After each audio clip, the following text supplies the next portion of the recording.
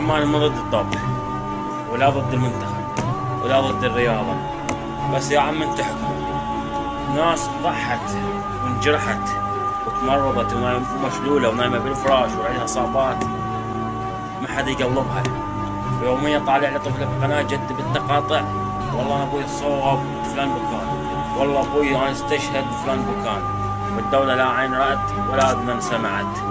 الدولة تروح تكرم لي لاعب منتخب وطني، تحيات من الواعب ما قصروا أبطال الله يشهد، كنا في قطعة أرض و10 ملايين. هذا الصواب ليه ننطلع ديل الصواب وننشل؟ هذا ليش قاعد بالتجاوز؟ ليش ما تعطيه قطعة أرض؟ ليش ما تعطيه 10 ملايين؟ ما أقول لك لا تنطل الرياضيين، لكن العدالة انطل الدولة والدولة.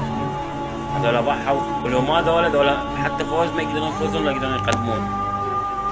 أتمنى من العدالة تشمل دولة ودولة. يا رئيس الوزراء محمد الشاعر.